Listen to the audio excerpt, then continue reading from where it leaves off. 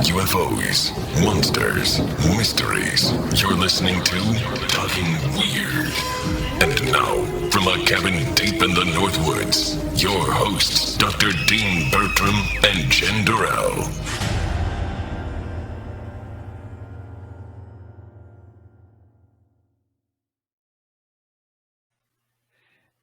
Hey, baby. Hey, baby. Is it going? I think we're live now. You did a good job setting all of this up, though, although it's quite strange to be doing an actual Talking Weird live. This is our first one. How exciting. Yay. Yeah.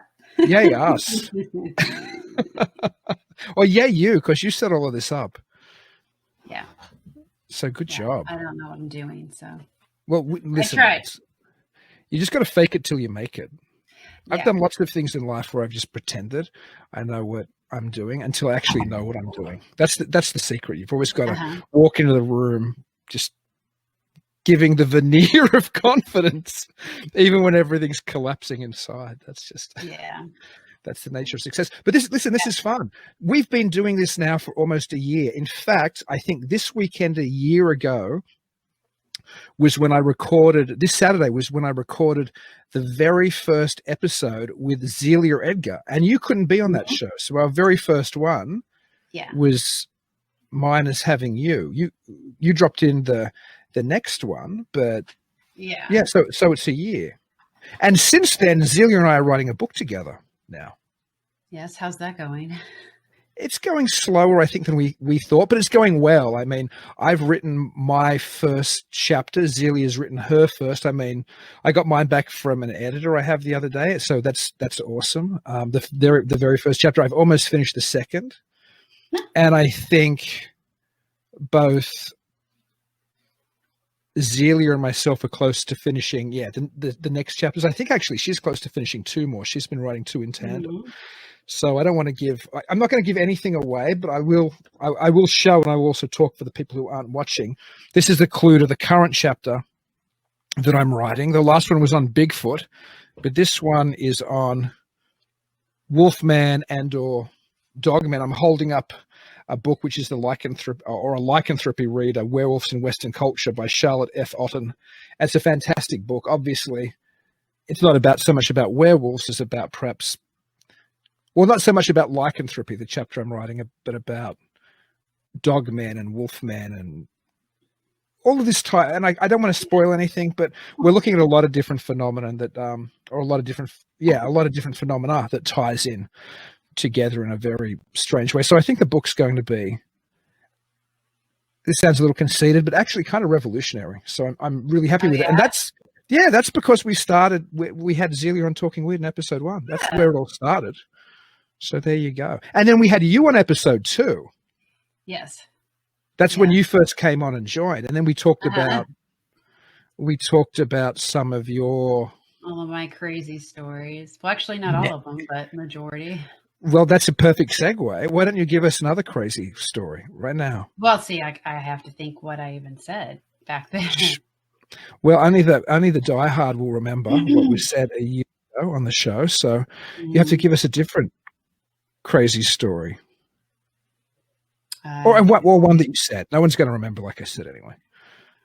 I think I talked about my grandmother, which I did that in the first episode of Haunted Jen. People should check out Haunted Jen as well. And you're about to drop the second episode of Haunted Jen. Hopefully, if I can get the whole editing figured out. But let's see. I talked about having the experience where, I don't know if it's astral projection or if it was, I don't know, somebody was in my room and I felt like there was like four people. So I talked about that. And floating above my body and seeing them there. Gosh. What experiences have you had? Okay, here's an easy one. Since then, because you might remember, because that was almost a year ago, that episode, have you had a meaningful experience since then, or something that's really struck you as a significant or a bigger experience? What's your biggest experience of the paranormal in the last year? The last year?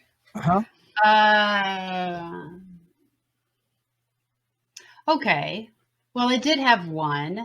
I think it was last October or November. Mm-hmm. And I seem to get strays, as in, I don't want to call myself psychic. I don't want to call myself anything really, but I get strays. So anyways, I was sitting in my room and I was cold and I just kept feeling something weird. And I got my daughter and I said, well, go grab the K-tube, whatever. So we tried it and it kind of went off and I thought, well, that's interesting. So I grabbed my little flashlight and I put the K2 and the flashlight together and just to see if they would, work together. And sometimes they did, sometimes didn't. But when I would ask questions, I got yes and no replies on the flashlight, which I do have that recorded. But I haven't shared it, but yeah. Maybe you should drop that into another Haunted Gen or just upload some of it somewhere where folks can see it. Yeah, I could. Was it creepier having, or was it more concerning having your daughter there as well? Like, how was she responding to it at the time? Well, crazy enough, since my kids are used to me watching paranormal shows, they were like all into it, like asking the questions. They really wanted to learn, is there really somebody there? So they were asking questions. They were getting involved in it. And my son was fine with it, but I do know my daughter at the end of the night, she was like, she was a little scared, which I don't blame her. But it just stayed for a little while and left. And that's just kind of how my life's always been. So that was like the last one. I haven't had any strays in a while. Huh. I know I always, ever since I was probably little, ghosts have always bothered me a little bit, or the concept of spirits. I think more so than, and maybe this is the case for most people, I don't know, more so than the idea of monsters. Like, I don't think I'm fascinated, as you know, about cryptids, although I have my own interpretation of their reality or their, I don't know, pseudo or quasi reality. But I'm fascinated with cryptids, but they don't really scare me. I'm not scared about a Bigfoot tapping on my window or shaking my door, or a wolf man tapping on my window or whatever. But the idea of something which is ghostly or ephemeral or not quite there, coming into your living abode, has always bugged me, I think, since a little kid. But you don't seem to have that fear at all. Like, those things don't scare you. I did actually, and I think about it, like this week, usually when I go to sleep, I have no issues. And since COVID, I can't sleep at night. Like, I don't go to sleep till like 3 or 4. So, just this week, I just told myself to turn all the electronics off. I'm going to go to sleep. So I lay down, and as soon as I lay down, I felt something hovering over me. Eek. So, but I just, I was tired. So I didn't recognize it or give it any attention. And it went away. So I wonder, is there something, I'm thinking of the film The Entity. Have you ever seen that film, The Entity, which is based on a true story? That's one of my favorite movies. Well, I don't think we've had this discussion ever before. But as a woman, there must be that additional kind of, I guess as a man as well, because there's a succubus and there's an incubus. But yeah. I mean, as a woman, if there's if it's a sense of a male intruder, whether it's a spirit or whatever in your bedroom at night, it must have a different connotation, perhaps, to a man having an intruder in his room. Maybe. Mm-hmm. I don't know. Is that something that ever, especially if it's your favorite movie, so you're aware of the case, is that something that ever bothers you, that more intimate attack? When I was younger, when I watched the movie, it scared me. I know even into my 20s, it bothered me because I had that one experience. It's 2021, where I had something lean into my pillow. I was actually asleep. So it's like in between the wake state and the sleep state. And I had pulled. So there's one thing where I do not like to sleep with my back to the door. So stupid me, I got comfortable and put my back to the door. And something leaned on the pillow and said something to me. And I'm the type of person, when something traumatic happens to me, I just don't remember it. So I have to write it down then and there. And I don't remember it. I remember telling my mom about it, and I told my mom that she needed to remember it, but she doesn't remember it either. But it wasn't a very nice thing that it said. And it was a low, gravelly voice. It was something that wasn't, I don't know, of this world. I'm not for sure, but it just didn't seem like it was. Gosh. So when you say not of this world, you mean it wasn't a human ghost or something? You think it was something beyond a spirit of a departed or something? At that time, I was going through some really rough times, so I don't think it was. I don't think it was anything human. Demonic, then, you think? You don't know. That's a healthier attitude rather than saying you know exactly what it. Because how can anybody know what it is? Really. I don't. It's funny. I don't know if the entity bothered me. I mean, I think it's a fantastic movie, but I guess because it was so focused on the trauma of a woman, it probably didn't bother me as much as it, because I probably couldn't see myself in the protagonist's shoes. But I certainly know a lot of alien abduction films over the years, particularly back in the day, bothered me a lot. And that's probably because, as I've talked about before on this show, I do remember not abduction experiences because they really weren't, but I remember having bedroom visitations as a child that a lot of alien abduction people would probably interpret as alien abduction. So the Communion, not only the book, but the filmic adaptation bothered me an awful lot. The adaptation of Bud Hopkins' Intruders, which I think was a telly movie. It might have even been like a double parter or a miniseries or something. I remember that bothering me a lot. The idea that we might forget as well. There might be some kind of shield memory, and we think we see an owl, or we can't remember exactly what it was, or we don't remember it at all, and then under hypnosis, or some other experience brings it all back to us. Yep. Mm-hmm. So those things have always, although now those things don't bother me as much as they used to. I don't have sleepless nights thinking about alien abduction anymore. I used to, and I'm talking about not even as a child. It still bothered me well into my 20s when I rediscovered it, when all of those things were so fresh.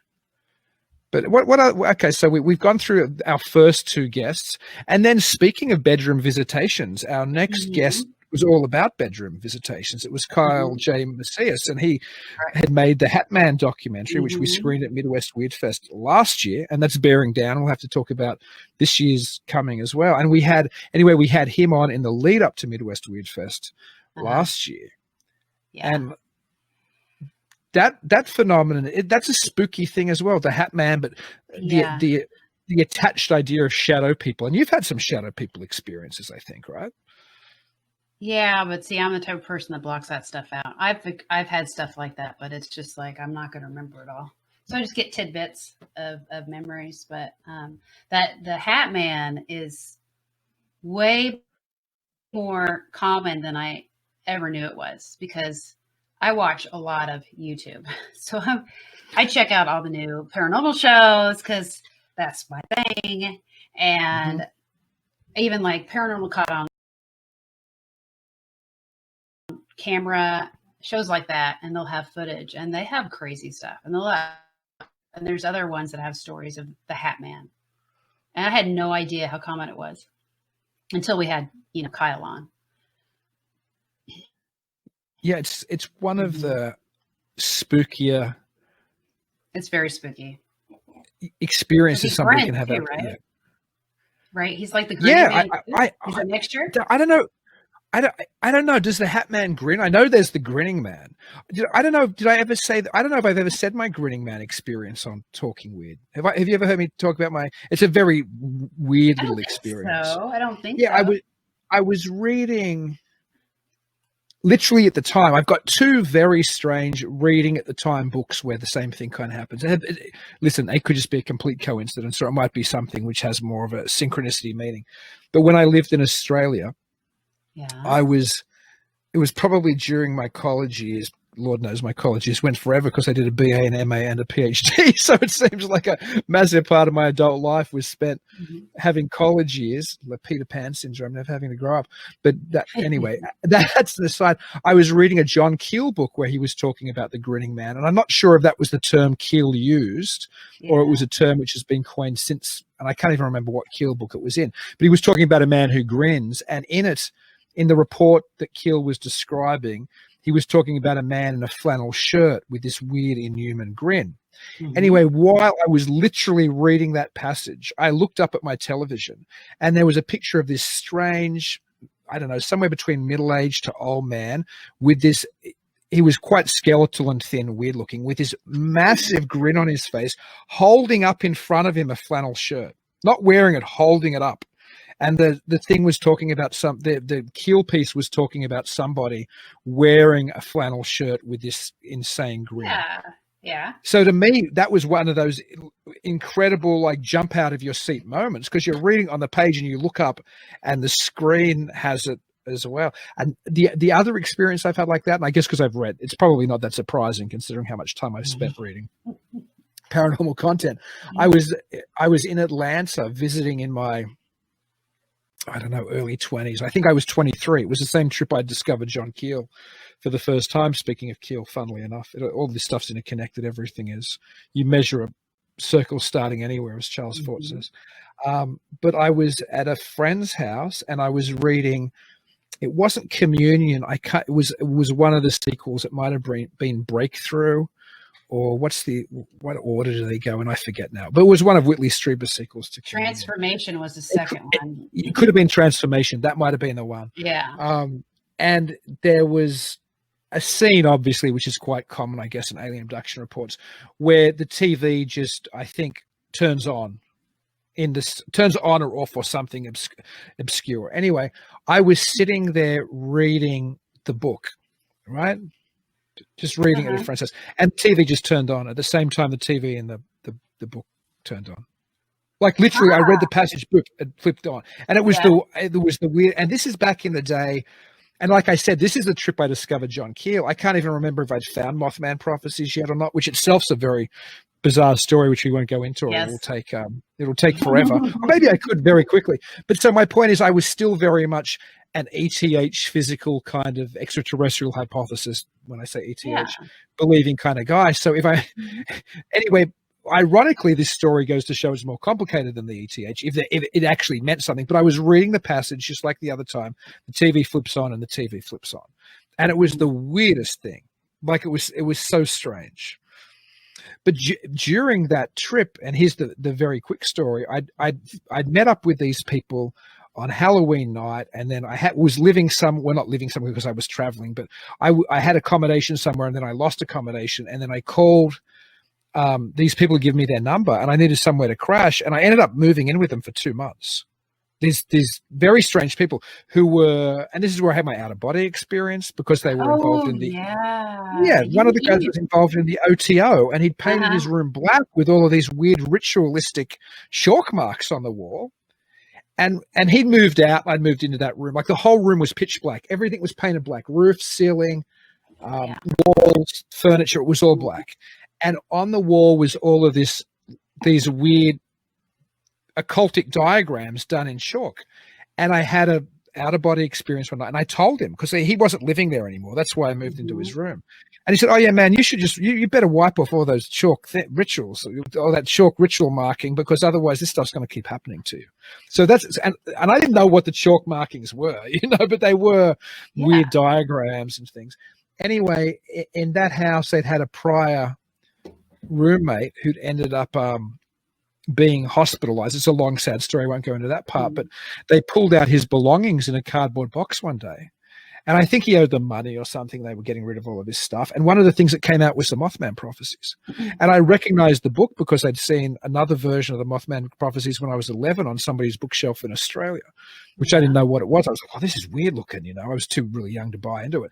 And then I just devoured this book. And that book changed my life, that John Keel book. That's why I went on to do my master's work in UFO belief, and why I went on to do my PhD in UFO belief, because what I got from Keel, I got a lot of things, but one of the things that I got from him was you could take the UFO phenomenon very seriously without having to wear the extraterrestrial hypothesis hat. There was other ways of looking at this phenomenon. But yeah, that's my story. I'm not even sure how this started, and I went off on this rant. This is why it's a problem for us when we don't have guests, because I'll just rant. Doesn't bother me. Oh, that's because you're very kind to me. And after we did Kyle, of course, our next Midwest Weird Fest, we did at Midwest Weird Fest. We did it at the wonderful Ivy Ivy Creative Studio space across the road from the Micon Downtown Cinema. Those guys at Ivy Creatives are fantastic. And who were the people that we did on that show? Greg Newkirk and Karl Pfeiffer, which I was super nervous. I'm sure they knew that. You didn't look nervous. Oh, I was so nervous. It was ridiculous. Yeah. Well, that was great fun because we got to do it in studio with both you and me together, which we've also done. We did another show with you and me together in the same space. We'll talk about later. But this was the only one we did in the same space in a studio with two guests. The creators of a show. The creators of a show that we both were incredibly big fans of, even before we knew we were going to screen the finale of season 2 at the festival last year, the season 2 of Hellier, which is the show that they made together. So that was a heck of a show. It was. And that, I think, and we could talk about Hellier, and we could talk about Greg and Karl and the things we talked about with them forever. But I think rather than me rant, it might be worth you talking about some of the new approaches they have to paranormal investigation, which you see in Hellier. And you're also a member of the museum. What's the full name of the museum?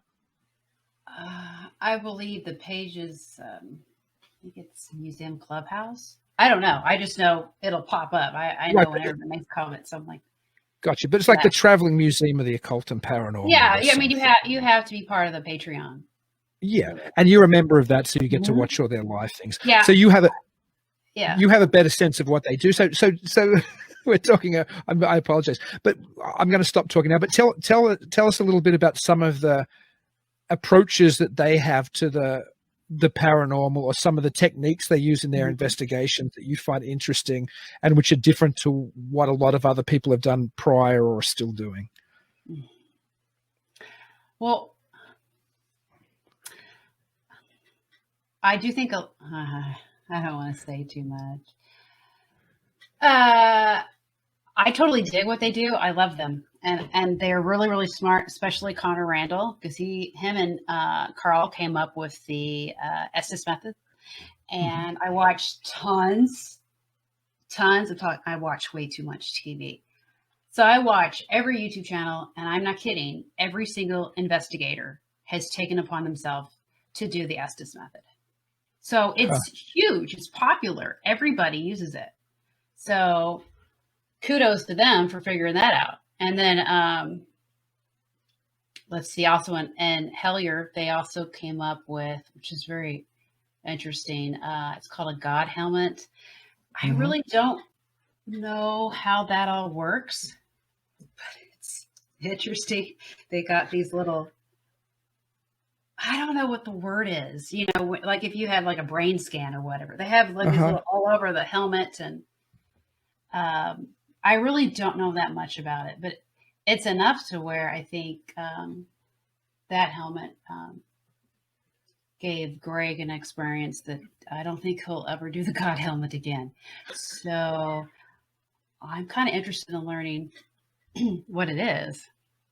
I think that's based on Michael Pessinger's, I think his name is, it was the psychologist or the psychiatrist, the researcher who did work with affecting the electromagnetic force, and that might be the wrong term, but affecting the impact of that on somebody's brain, like, with some kind of electric energy. And as a result, there was a suggestion, is it Pessinger or Persinger? I always mispronounce it, something like that anyway. He was able to give somebody the feeling that there was an entity or somebody else in the room, or there was something having some kind of contact with them nearby. And I think a lot of that work was looked at by people in both the UFO and the paranormal field as certainly the people more interested at getting to the bottom of perhaps some explanations, is that maybe a lot of these experiences that people have when it comes to whether the occult or whether UFO belief or whatever might be the result of some kind of electromagnetic energy. And certainly, ironically, long before those experiments were done, John Keel was talking about similar things. Perhaps this might be an energy or a super spectrum that we're being exposed to, which is what is manifesting some of the things which we experience when we think we're having an otherworldly encounter. But yeah, I agree. The stuff that the Newkirks and those people do is pretty fascinating. Yeah. Yeah. They're very advanced in the field as far as I'm concerned. So, yeah.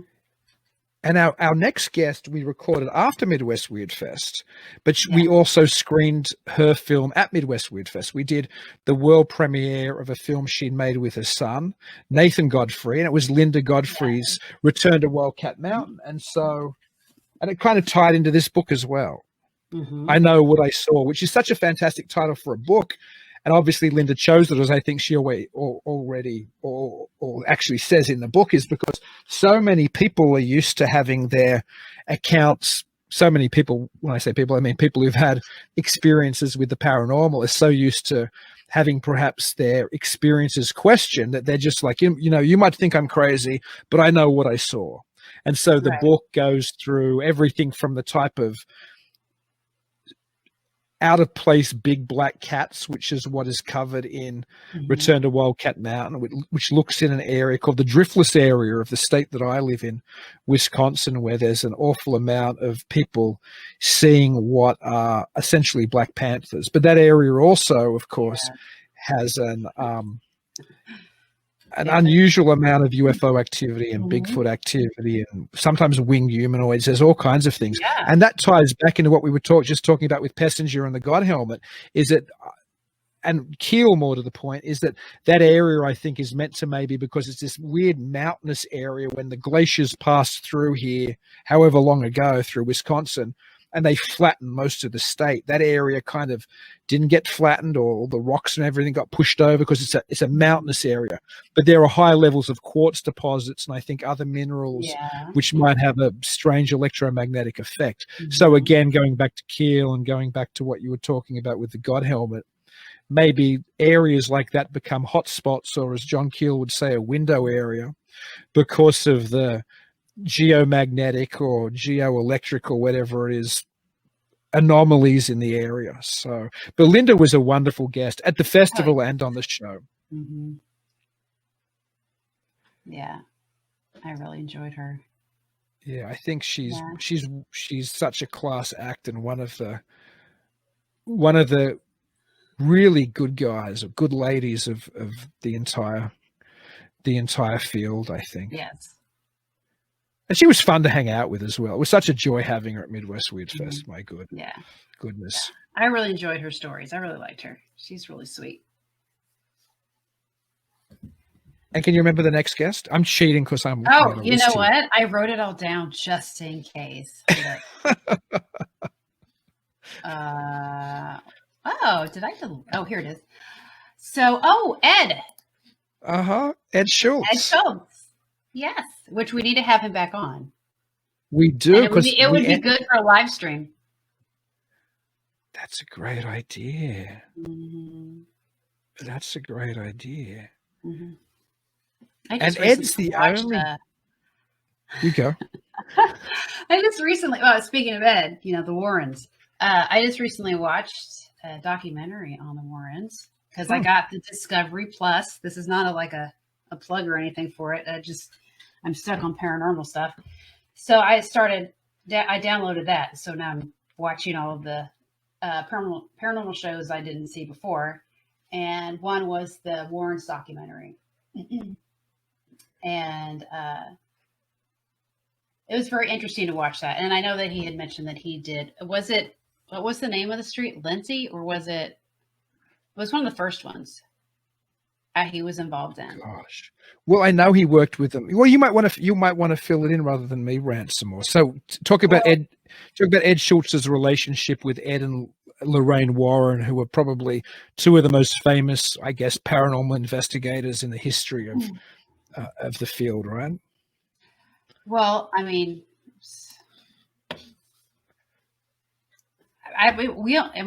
he told us a little bit about it, but I mean, like when he had that experience, it seemed pretty legit. But I literally have to go back and look at his little clipping that we have. Yeah, I mean, well, I'm going to remember exactly what happened. I don't remember exactly what happens then, but I know that he used to be known as the psychic priest. Yes. And one of the many things he did was he was an exorcist, or the exorcist for Edd and Lorraine Warren. He actually was involved with a number of their cases.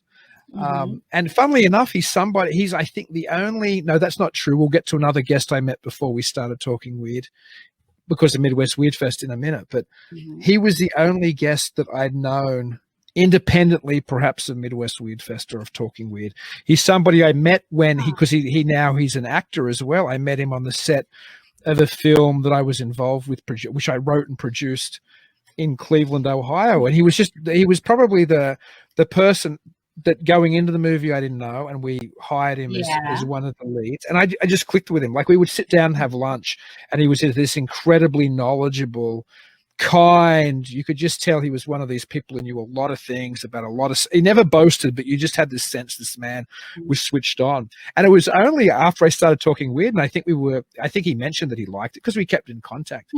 And I think he might have said to me that, I don't know if you ever knew I used to be the psychic priest. And I was like, what? Because I had no idea that was his background. He was just an actor to me who seemed very switched on.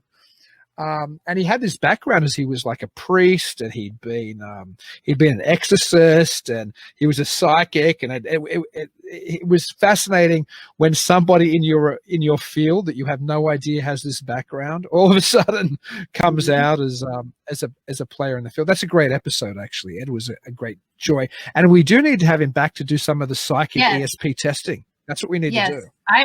I'm totally interested in that. I would love to see what he picks up. I'm trying to find that little article, which I found it just won't pop up. That's okay. Father Edd. It's what it says. It says Father Edd on it. And why won't it load? It might be a big article, because I probably sent you like a collection even of the articles that I had when we started doing a bit of research. But we'll get him back soon anyway. Being a stinker, I can't get it. That's all right. Moving on, the next guest we had was somebody that we were both pretty big fans of, I think, because you gave me the first book I had of his. It was a present that you gave me. Yes. Yeah. And so who was that? Lyle Blackburn. That's because he wrote the Momo monster, and I'm from Missouri, so that's right. I thought that was kind of cool. That's right. And I'd also screened films at the festival that Small Town Monsters had produced, which Lyle is often involved with. So the first Small Town Monsters film I screened was their Boggy Creek film. So I think it's called Boggy Creek Monster is their film. We had him on to talk about Momo, actually, because it was just before he launched his what's the name of his Swamps book? The Swamp. Sinister Swamps. And since then he's also written Boggy Creek Casebook. Now, I've read all of Lyle's Boggy Creek books. They're fantastic. I love Lyle's writing style. I love the way that he approaches the phenomenon. He doesn't seem to be really hard set into one interpretation. It's a very open journalistic approach to a mystery, rather than just going in guns blazing sure that you know what it is. Right. Yeah. And they're always entertaining books. And it was so. It was a great joy to have Lyle on, because we were already both into his work in a considerable way, I think, which was great. Yeah. We have to have Lyle back as well. That's another guest we need to have back. Yeah. He's a pretty cool dude too. I always liked his commentary when he narrated the shows, because he has that really cool accent. It's a little southern, but not too bad. Yeah. Well, is it Texan? Because I think he's in Texas, right? Yeah, maybe. Yeah, it's a Texas accent, I think, Lyle's accent. Yeah. But you know what, too? Because you don't know what people are really like until you probably ask somebody for a favor. But while I've been writing this book with Zelia I was talking about, I actually have approached Lyle a couple times with questions regarding particularly some Bigfoot stuff and some Boggy Creek stuff in particular. And he's been very giving. Like, he's like sent me news clippings and, you know, answered questions. And I've always been somebody a little bit out of the field because as somebody who did my academic research in the field of UFO belief, I was never really part of it. I was outside, but I was conscious that in the UFO field, people are quite jealous of their materials and jealous of their secrets, at least between other researchers. Yeah, so it was wonderful to see that Lyle wasn't that kind of person who was jealous of what he knew. He was like, oh, here's all the research. Like, here's this news clipping and this news clipping. And, oh, yeah, I can answer that question. And so that says an awful lot about him as just a human being, to be honest. So so a great guest. And now our next guest, you have to do all the talking. Even though I met him at Midwest Weird Fest in year 1, I think he might have been the guest you were most excited about having on the show.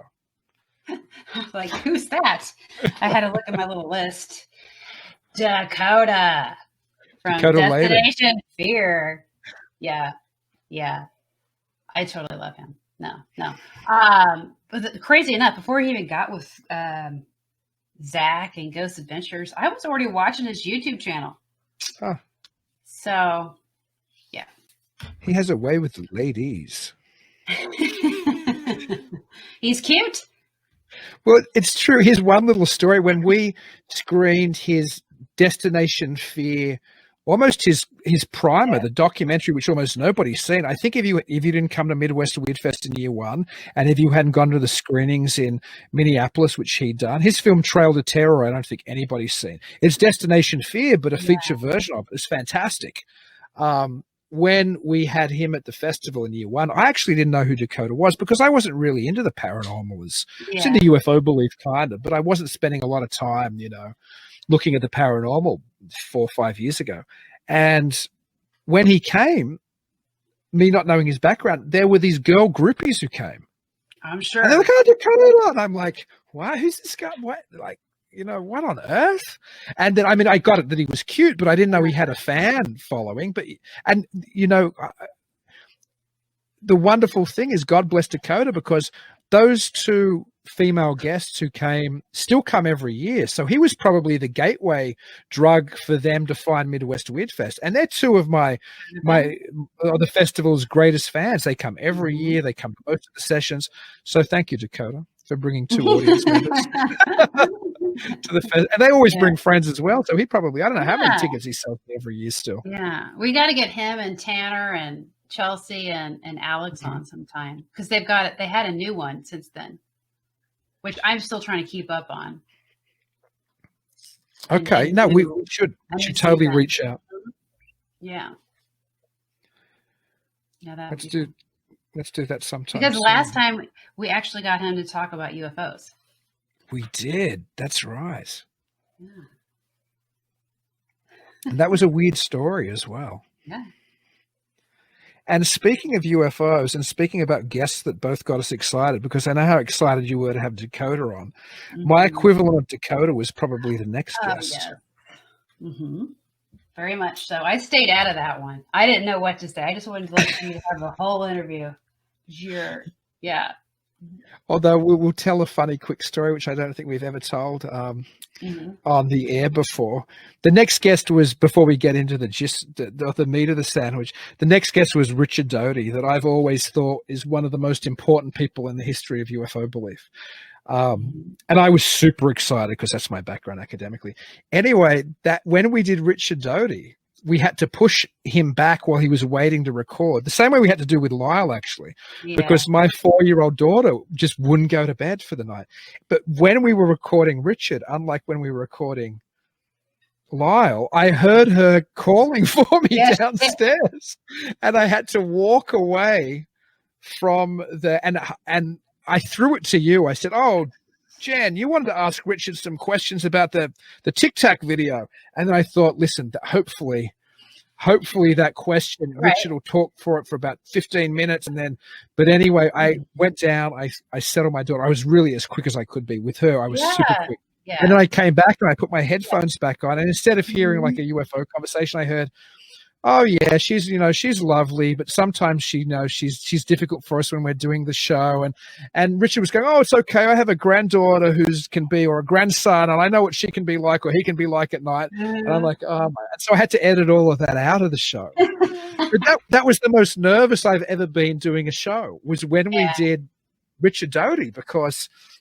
I do think that whatever your take on Richard is, and a lot of people dislike Richard because they think this is a very weird thing to say just quickly offhand, because they think he was involved in driving somebody insane, but he was an Air Force intelligence agent that was responsible for, if not causing an awful lot of the spin, which became modern X-Files type UFO belief. And I think there's a good argument to be made that he might have created it, but Richard himself denies creating it, but he doesn't deny being aware of the stories. But to talk to Richard for an hour, for me, was like, it was fanboy time. It was like I was 16 and I was talking to the Beatles back in the 1960s. Like, I was pretty excited. Yeah. Well, if it wasn't for that, what was it? What's the name of that show again? It starts with an M that he was on. Oh, it's totally escaped me. Mirage Men. Mm-hmm. That didn't really help his case on that one. No, and that's based on a book. Too. Okay. Yeah, there's a book called Project Beta, which talks about the Paul Benowitz affair, which is where Richard Doty was an Air Force intelligence agent, as I said, who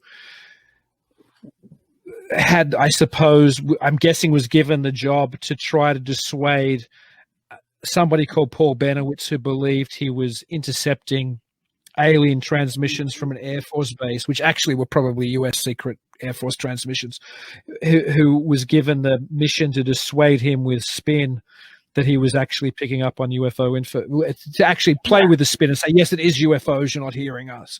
And then the spin spun out of PAP's control.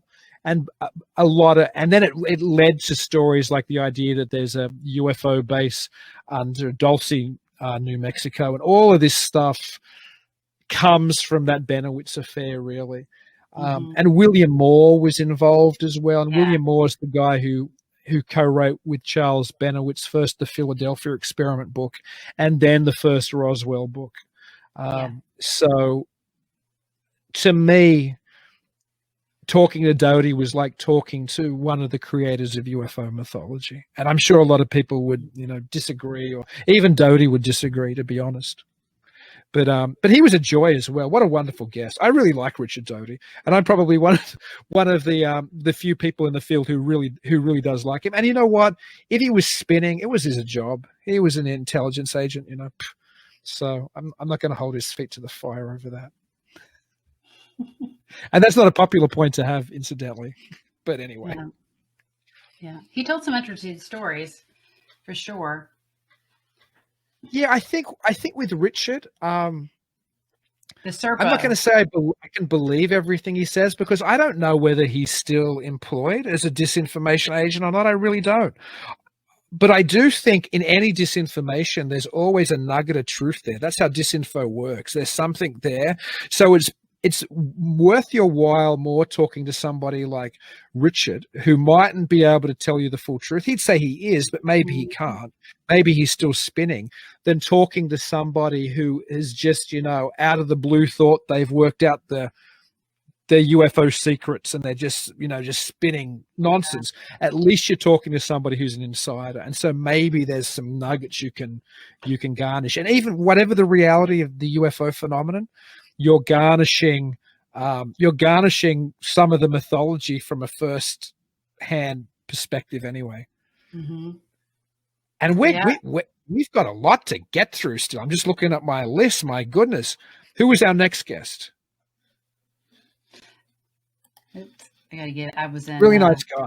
Like he was a great Oh, well, it was Adam Benedict. Yes. And I'm holding up his book now, Monsters in Print. A great book which essentially just collects all of these newspaper articles from I think they're all from the US, if I recall, going back to like, I don't know, it might go back to the 18th century, but it goes through the 19th and into the early 20th century, just of weird monster reports here. It's fascinating when you read that book to see reports which are still similar to the things that we hear today. Yeah. When it comes to like lake monsters and Bigfoot type creatures and the like. Mm-hmm. And he's since, I think his new book, and this is why we have to have him back on. He's done Ghosts in Print now. So that would be right up your alley. Really? Yeah. I'll have to check that out. Yeah, we should both get a copy, then have him back on. Yeah. Mm-hmm. I've got to go through my whole stash. I got my books right here. I just keep loading me down with books. Yeah, well, it's not you. It was after I went and watched PhenomenaCon. And they had awesome guests. So I'm like, okay, gotta get this. I think I have like almost all their t-shirts. Speaking of t-shirts, we need people to buy the Midwest Weird, or not the Midwest. Well, you can buy the Midwest Weird t-shirt. You need to get that on there. Do you have that on the Charles Fort? Yeah, you can get all people can support Midwest Weird Fest at the moment by going to our Indiegogo campaign, or just go to our hub site, charlesfort.org, and then you'll see Midwest Weird Fest there. Just click on Midwest Weird Fest, and then you'll go through to our Indiegogo campaign, because this year, rolling into the festival, basically because of COVID, we've probably got about half of the money that we usually have. So we've launched an Indiegogo campaign where we have all kinds of wonderful perks, t-shirts, tote bags, face masks, magnets, stickers, sponsorship packages for businesses that want to advertise at the festival, fantastic dog tag passes, ticket bundles, whatever. But if you're not interested in that, you can also just go to charlesfort.org and check out the 4TN t-shirt site, where we've got probably, I don't know how many t-shirts. There must be about 30 different t-shirts. Yeah. And they're freaking cool t-shirts. I mean, I might have designed them, so I'm a little bit biased, but I mean, they're like the Falcon Monsters. You did a good job. Well, thank you. Yeah. And there's a lot of different cryptid and UFO sport themes. The Charles Fort. You've got the charlesfort.org. That's actually my favorite t-shirt design, because it's it is mine too. I wear it a lot. It's not even black anymore. I have to get you a new one. In fact, I was about to send you another t-shirt or two anyway. So I need to do that. But there you go. We got our little plug in. Yes. Our next guest was Jamie Leonardo, who's a very good friend of mine from Sydney, Australia, who runs something called the New Meson Archives. He's also, I think, actually, I could look at it because it's right here in front of me. He's actually, he's the vice president of Australia's UFO research, New South Wales, which is the state I used to live in. But he's just a fascinating human being. And we talked all things UFO and weird. And he's a film curator like I am as well. That was a fun show. So actually, I forgot. I lied before when I said Edd Schultz was the only person I knew who I had on the show before we did Talking Weird. Because Jamie I've known for probably close to 15 years. And he has a very, which I didn't actually know till I had him on. I knew he was really interested in UFOs, and I knew he had a solid background in investigations and research, but I didn't know he had a very Keelian approach either until I had him on the show. So that was like, wow, this is cool. Somebody who has that kind of approach as well. And who was our next guest? You can chat a little bit about our next guest. We had Lon Strickler. He's got the Phantoms and Monsters webpage, and I think it's a group too, right? I think there's a Facebook group. It's a very popular webpage too, Phantoms and Monsters. And I don't have his book here because I actually bought it on Kindle, so I don't have a physical copy. But I think we were talking about his Winged Cryptids book. Yeah, he's written a bunch of different books. But yeah, we were mainly talking about Mothman type entities with him. And I know he and his group have done an awful lot of investigations around around the south of my state, Wisconsin, and the north of Illinois, where there are a lot of these Mothman type sighting reports. So I think we talked an awful lot about that when we had Lon on the show. Mm-hmm. And the next guest was an absolute sweetheart, probably one of the nicer people in the field that I've ever talked to, actually. Oh, yes. Mm-hmm. You can, yeah, you go, because otherwise I'll just babble all night long. It's Ken Gerhard. Gerhard, and his The Essential Guide to Bigfoot. You got that's the book we talked, and we also talked about a lot of his, because he's been on every second cryptid show ever made. So we were talking about, his involvement in a bunch of those shows. And this, for people who are watching, the cover of this is by Sam Sheeron, who's a spectacular artist who's about to start his own paranormal podcast, actually. Oh, okay. Yeah, Sam's a great guy. But I don't have a physical interpretation. I don't think Bigfoot is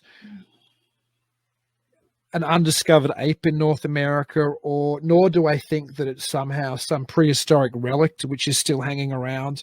So I don't think it's an ape man or an ape.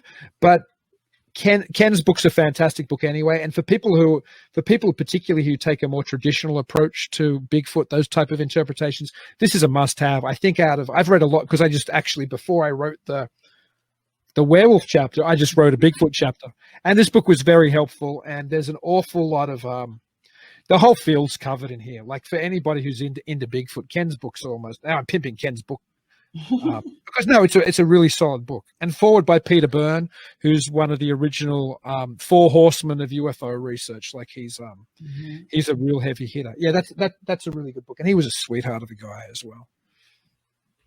He was very nice. Mm-hmm. We better cut through quickly so we can talk about a few other things as well. Now, the next, listen, I keep realizing I knew a bunch of people before I did have them on the show, before I reached out. Yeah, the next one. Mm-hmm. Yeah, this is one we did together. You were visiting here, so we were able to record a show together again, which was nice. Mm-hmm. And it was Glenn Steckling from the George Adamski Foundation. I met Glenn when I was doing my PhD research into UFO belief back in the late 90s into the 2000s. And it was when I did my trip to America in 1999. And Glenn was every research student's dream. He actually came and picked me up from my hotel, and he took me out for lunch, and we went, and he showed me original George Adamski films back at his apartment. Like, just a really nice guy. And he gave me, I think, some free literature and like some free Adamski books, and I'd already had some, but I didn't have whatever he gave me. Maybe some of the books written by Glenn's father, Fred, as well, if I recall.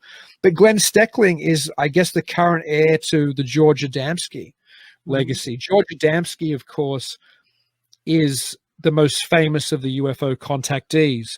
So when UFO belief first became prominent and popular in the United States in the early 50s, there were kind of 2 camps. There was the camp which was led by Donald Kehoe, who was an ex-Marine.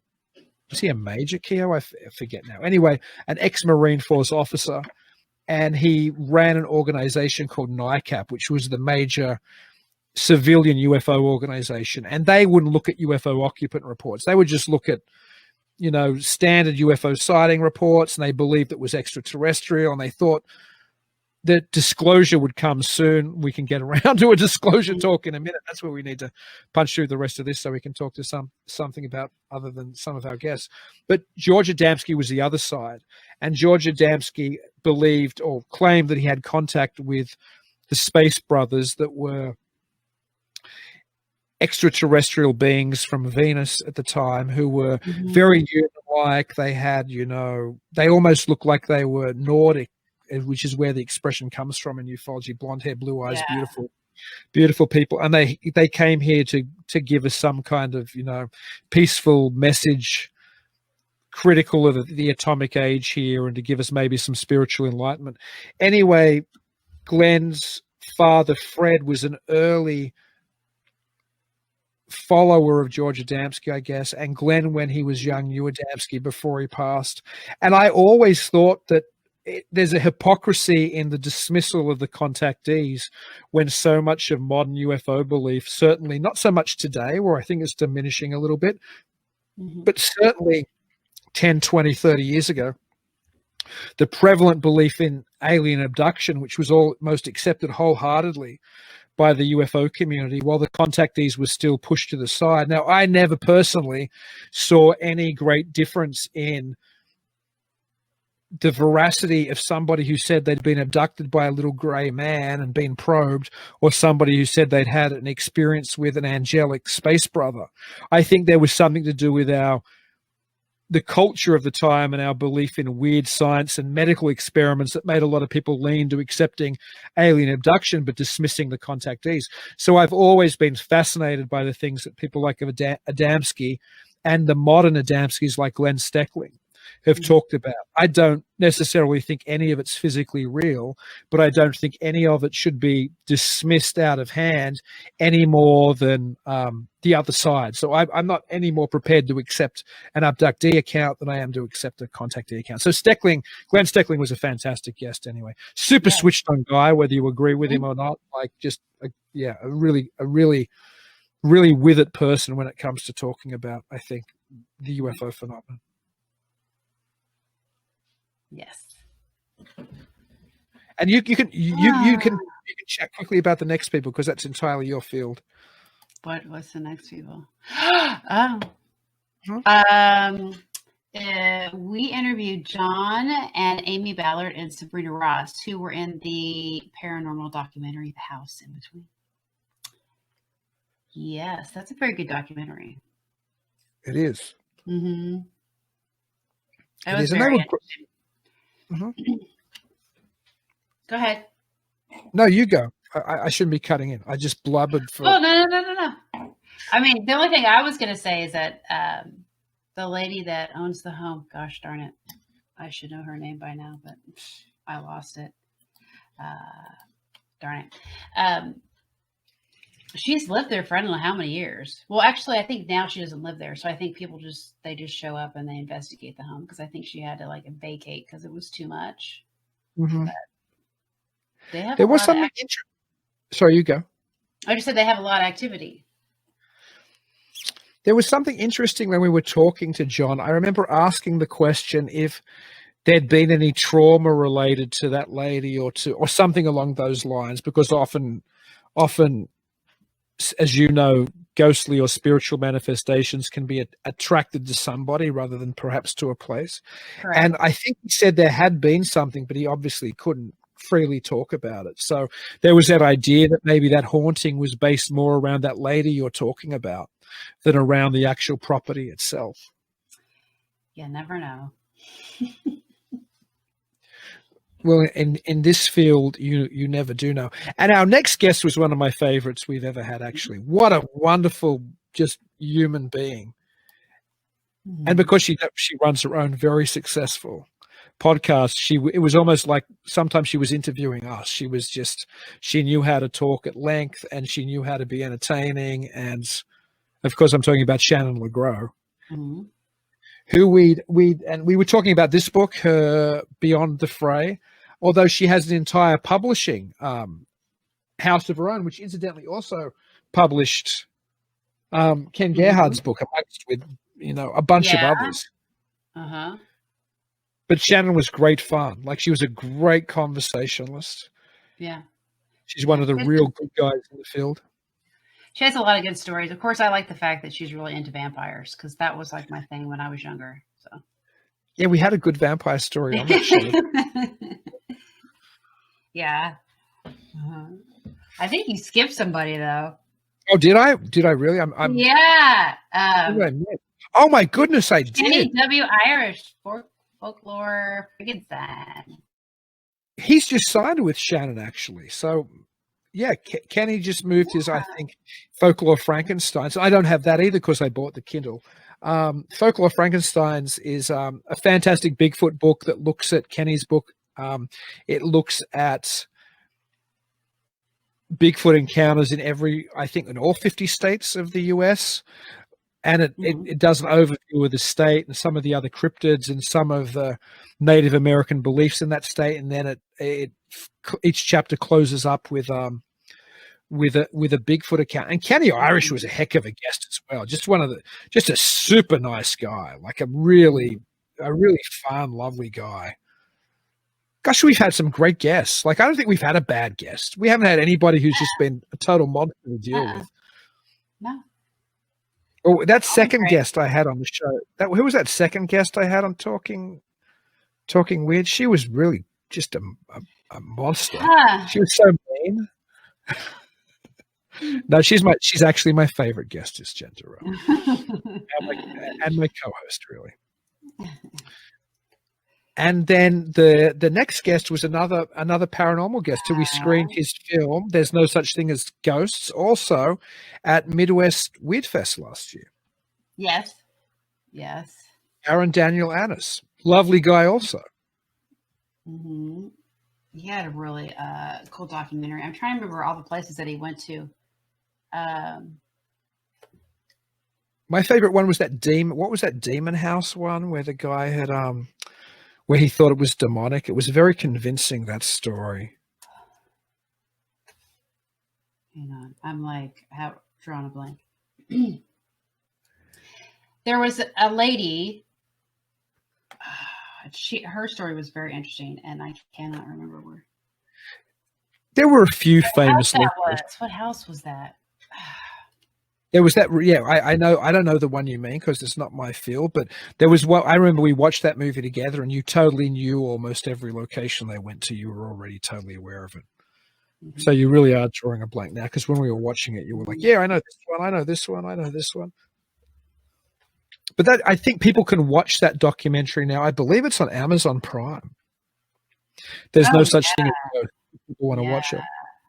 It's really worth checking it out. What was fascinating about Aaron was that his background wasn't in the paranormal at all. His background was, he was like, I think he did film and theater studies as a professor, and he just made this documentary about the paranormal. So when you were watching it, you had the feeling that it was being made by somebody who was outside and being fairly objective. And I think some of his crew, he explained to us, he took with him people who had different perspectives. So it was a very balanced take on it. And when we had Aaron on the show, he said I think he was planning a documentary on UFO belief was what he was going to look at next. Yeah. So I'm looking forward to that one as well. Yeah, that'll be very interesting. I'm still trying to find that lady's. Hang on. It's bugging me. That's all right. That's okay. You can keep looking and okay. Although you want to talk about this guy as well because it's more your field, but our next guest was Jason Hewlett, whose documentary series We Want to Believe is absolutely just incredible, and we're screening one of the storylines of We Want to Believe at Midwest Weird Fest in March 5 to 7 at Micon Downtown Cinemas in Eau Claire. Mm-hmm. But Jason is, I think Jason, although, no, I mean, I get on well with everybody now we've had on the show, and I consider them all really great people, but Jason's probably the person that I do the most personal communications with still. Like, Jason is definitely a buddy and a friend now. Like, I'm looking forward.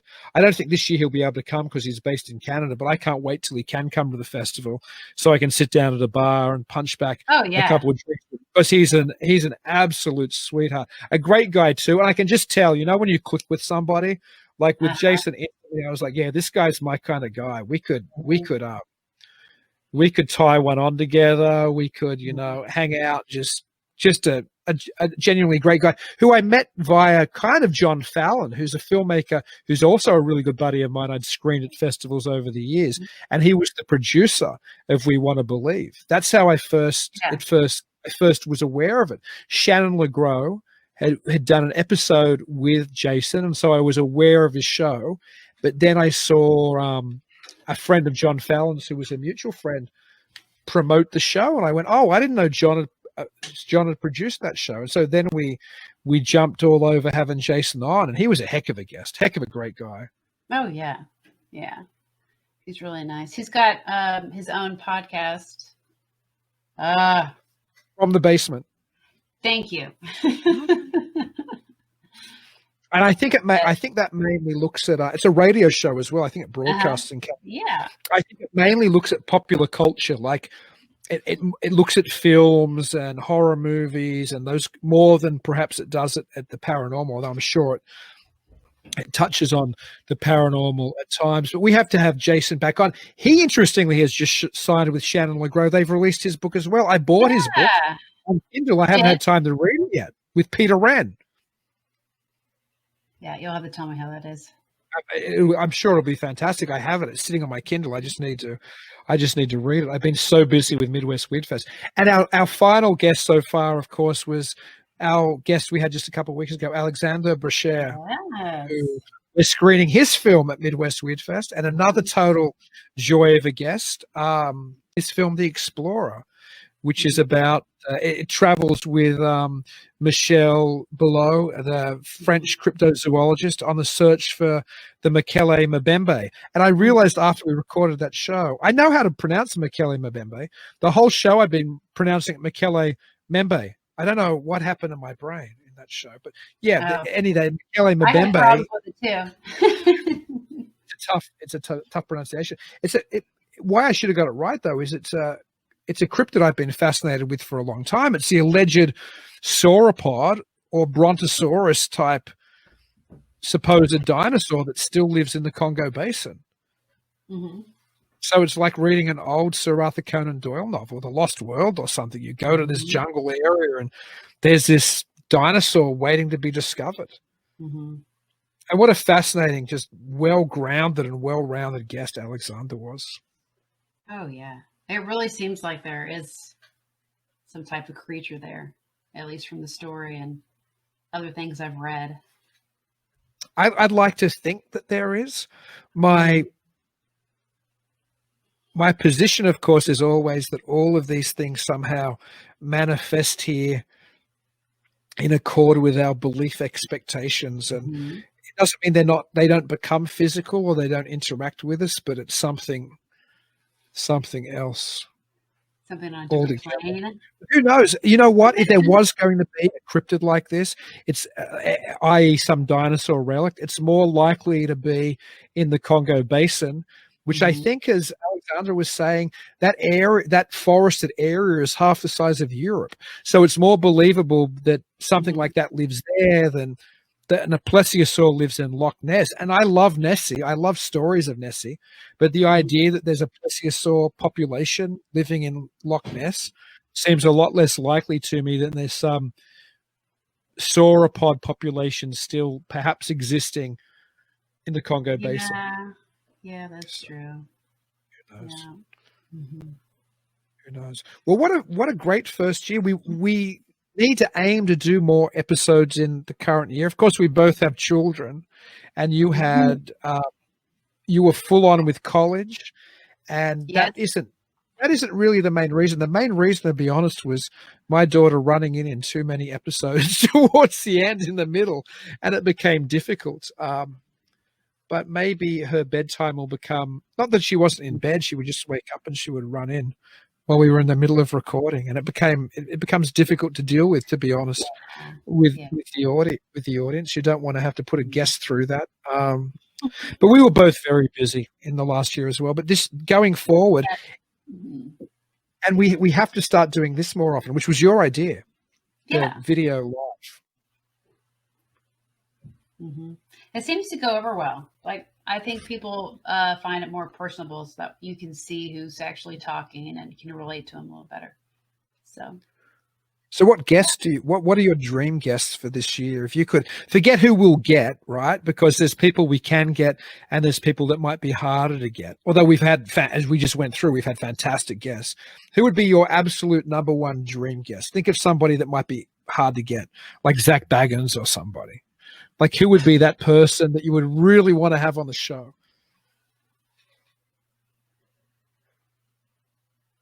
Kim Russo. Not even a paranormal investigator. Okay. Mm-hmm. You think you can get that guest? Can you? I Can you don't hold think that? so. I think my dream would be Jacques Vallée or Patrick Oh, Harper. well, yeah. Either of those two guys. They're so influential on my thinking, and I think they would make such interesting and entertaining conversation for an hour. Oh, yeah. So that would be the dream. Either of those guys. I'm not saying we'll get either of them, but either of those would be fantastic. Mm-hmm. So what do you out of you go? I was thinking of Travis from Fire in the Sky. He would be awesome. Travis Walton would be an awesome guest. Yeah. Mm-hmm. Well, and then of course Whitley. Those are. Oh, two you know what? I'll add Whitley Strieber to that 3. I think Whitley's a complicated and fascinating human being. I quoted Whitley in my thesis where, and I'm going to totally misquote him now, where he was talking about the UFO abduction experience, and he was saying that it could have just been, and this is totally misquoting, but the gist of it was this could have been boring and mundane and just awful, but I opened myself to the bigger imaginal realities of what the potential could be. And I think Whitley sometimes talks more physically about it, and sometimes he talks more metaphysically about it. And I think that's what's fascinating about him. I love people who aren't cemented in their interpretation of the phenomenon. We should totally try to get Whitley Strieber on the show. I would love to, and obviously Patrick Harper and Jacques Vallée as well. He would be a great joy to have on.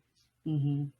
I used to always listen to he initially did Dreamland, which was, I think, the old Art Bell show, I think, used to do Dreamland on like a Saturday or something way back in the day when I still lived in Australia. And then he had a podcast that continued the Dreamland. Yeah. I've seen that on my feed. He still does that on YouTube. It's great. Mm-hmm. It's great. I mean, I shouldn't say it's great. I'm sure it still is. I used to listen to it all the time. Like I used to listen to it every single week when I lived back in Australia when I was doing my PhD research. And those were the early days of podcasting as well.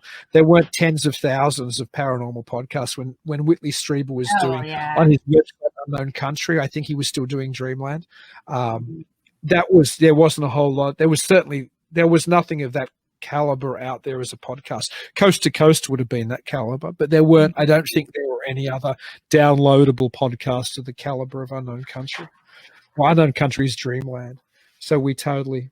I have another question for you though. I know that we have different backgrounds, so you're far more immersed in or have been in spectre hunting or ghost hunting and paranormal investigations or whatever that whole field kind of called. But what have you learned or what have you got out of doing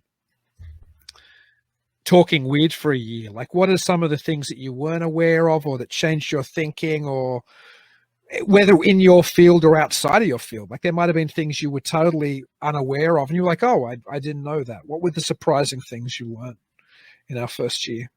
I don't think there was really anything surprising. Let's see. I was more surprised how everybody had like the same experiences as me. And of course, nobody knows really what it is either. So I like the fact that when you see paranormal investigators are like, well, we really don't know what it is. Nobody's ever going to know. So I like it when they actually admit that they don't know. That type of stuff I like. But there is one that caught my attention. What is his name? I think I just had that up too. Hang on a second. I find very fascinating is Stephen Greer.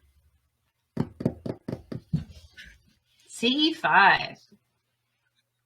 That I find fascinating. We never had Greer on though, but I know you started to look into Greer's stuff when we were doing the show. Yeah, and I've watched way too much YouTube. So several people put up, like they see these lights in the sky and they supposedly communicated with them. And, I've had my own experience with lights in the sky and my own experiences. So they all seem to kind of connect. So I find that I find interesting. I didn't know anybody else was having those experiences either. You need to reach out to Greer somehow and see if he'll want to do the show. Whether he will or not, I don't know. But you should try to get him on. Yeah.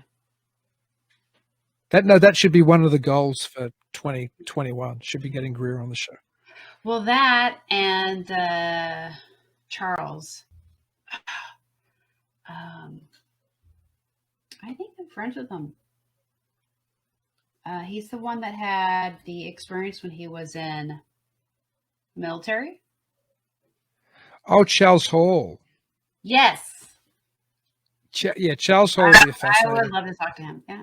Mm-hmm. Yeah. You know who else we should get? Calvin Parker, because Calvin's getting older now as well. Who was one of those initial, very early abduction cases in America. I know he's somebody I haven't even tried to reach out to yet, but I should. We should get Calvin Parker on to talk about his abduction experience as well.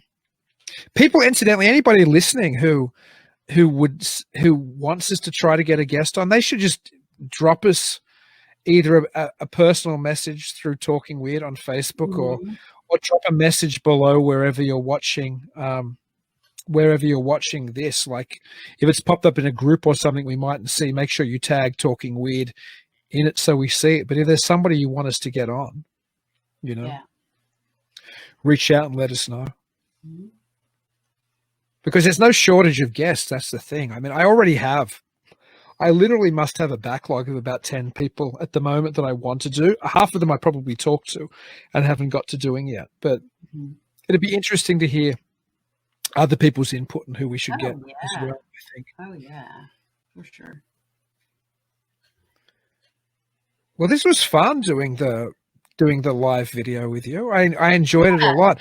It'd be interesting to see to do it with somebody else and see, because for the listeners who don't know or viewers who don't know, I live in literally, as Jen will tell you, in the middle of nowhere. And my internet is horrible, which has stopped us from doing video before. But only through the good graces of Jen pushing and setting it up did we finally do a video live. So I hope this streamed okay. It looks like it so far. I'll have to go back and watch it probably. There you go. But let's do another one of these soon with a guest anyway. Yeah, that would be good. Yeah. Well, happy anniversary on our first year of doing this, baby. Happy anniversary. I guess that's probably almost from us signing off, unless you have any final words. Not much, except for what? Keep it weird. Keep it weird. And visit us at charlesfort.org. Yes. And where you can see all the archived shows, and where you can also buy yourself, literally, I mean, I think some of the coolest 40 themed t-shirts on the planet. That's my plug. And if you live anywhere near in Wisconsin or anywhere near Eau Claire, or you want to go for a weekend trip, come to Midwest Weird Fest, because it's going to be a blast. Yes. You didn't talk much about that either. Well, I guess I'll do the very quick plug. Yeah, it's screening March 5 to 7 at the Micon Downtown Cinema in Eau Claire, Wisconsin. It's a fantastic location. It's a fantastic venue. It's always a lot of fun. We have a wide range of we have everything from paranormal documentaries through underground films to horror films, science fiction. We are doing Alexandre Brecher's The Explorer, which is the guest we talked about before, who went looking for the Mokele-Mbembe in the Congo Basin. We have another documentary called Alien Abduction, which looks at this rock band couple, AV Super Sunshine, I think their name is, who had an abduction experience, and it's a documentarian trying to, in a way, debunk their story. It's a fascinating documentary as well, and they're actually based in Wisconsin. They're based in the south of the state. There'll be other paranormal content which we haven't announced yet, and there'll be a lot of other films that we haven't announced yet. And you can go to charlesfort.org and find Midwest Weird Fest there, or you can just go to midwestweirdfest.com And that's probably the plug. So I guess from Missouri, from Jen, and here in deep in the Northwoods, in my cabin, I guess we say keep it weird. Keep it weird.